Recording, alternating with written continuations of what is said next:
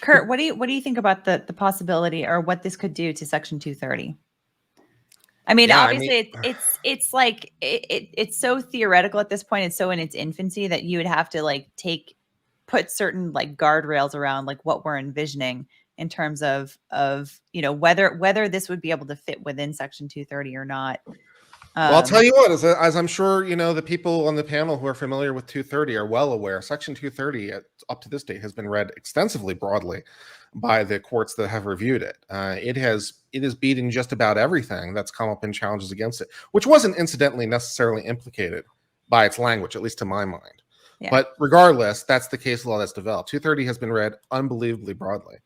And so the idea, if you had to ask me going into this, my default answer is going to be, yeah, Facebook is going to be able to censor anything they want under any terms they want and not censor anything they want under any terms they want. They'll be able to exclude speech. They'll be able to exclude people. They'll be able to kick people off their platform. And depending exactly on how dependent people become on this platform, like they become dependent on social media, right? Now suddenly you're basically extorting them to some degree because like we have this massive leverage power over you. So yeah, my default answer is, yeah, Facebook's going to be able to exclude anyone they want. And who do you think they're going to be excluding? Who's going to be included in this new space? So that's my answer. How do you like that? Rick looks a little skeptic. No, I mean, I think it's always good to have different perspectives. I would argue, one, to Kurt's first point, if there are massive unknown liabilities and contingencies and those kinds of things, then chances are what you need to fight through those is a company with a big bankroll. And in terms of the companies that exist for that purpose, Facebook's in a pretty good position to start to weather the storm and to answer those questions for hopefully the ideal where you wind up is that Facebook figures that out. You get the liabilities figured out, you get the contingencies narrowed down, and then the upstarts and the competitors and others can join them. In terms of 230, I think it's a bit angels on the head of a pin because I don't think 230 survives to look like 230 does by the time we get any of this. If you're talking about congressional action, and you're talking about congressional intervening, I don't think 230 is up for reform. And yeah, so many of these companies are doing their level best to get it obliterated. Twitter, first and foremost, right this second.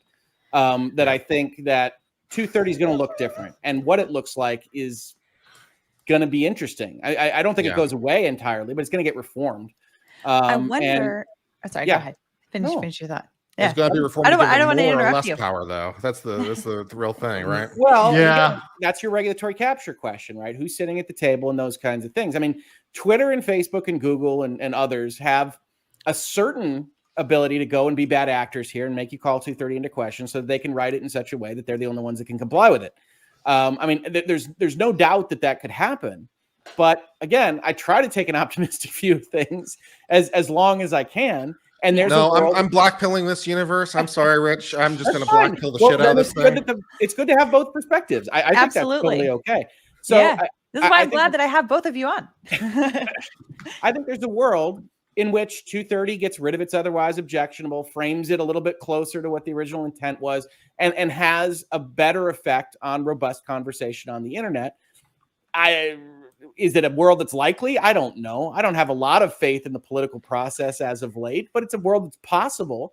And in that world, I think you have a situation where you could have a multi-company interactive environment, whether we call that the metaverse or we just call that a combination of results of different technological advances or not, is up to you, that works better, that has a little bit more protection for people that want to engage with it. And you're absolutely right. If the metaverse becomes even more necessary to live than Twitter or Facebook or YouTube, then you're going to need to have a regulatory baseline framework that prevents them from just kicking you off from living.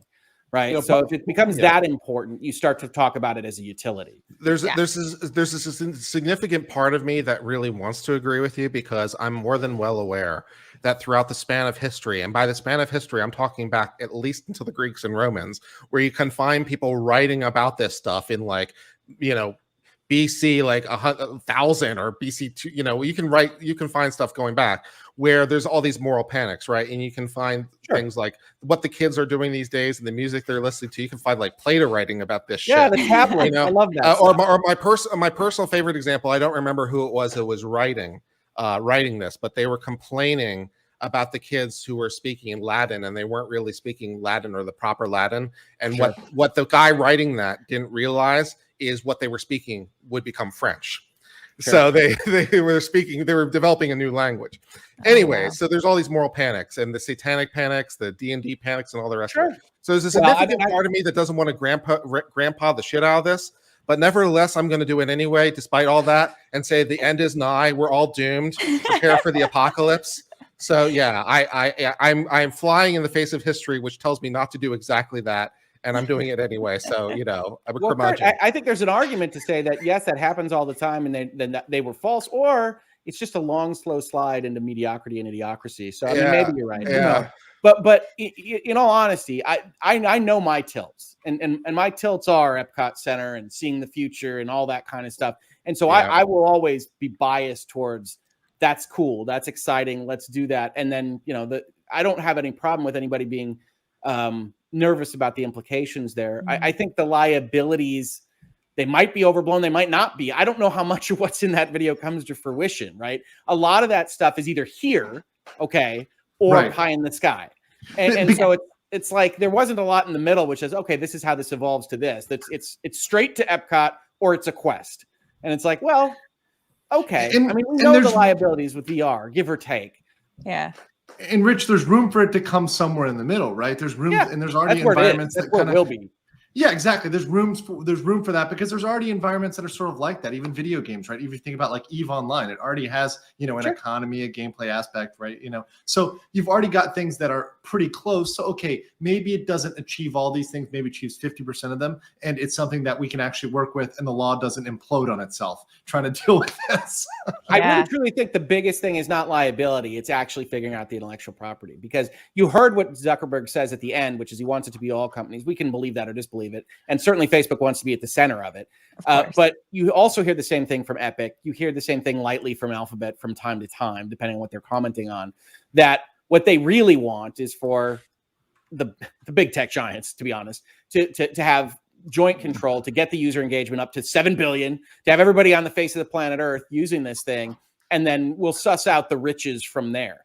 But they do recognize, I think, both the Mark Zuckerbergs and Tim Sweeneys of the world, that there is inherent value in having cross applicability. And if they can figure it out where they don't have their either themselves or their investors or their finance people like really being upset about the prospects, then they know that that's where the pie is biggest. And so I do think there's a version of this that winds up not utopic necessarily, but in a way that we're all benefited and the overall wealth of the human experience could be improved by this kind of stuff. But that's the kind of guy I am.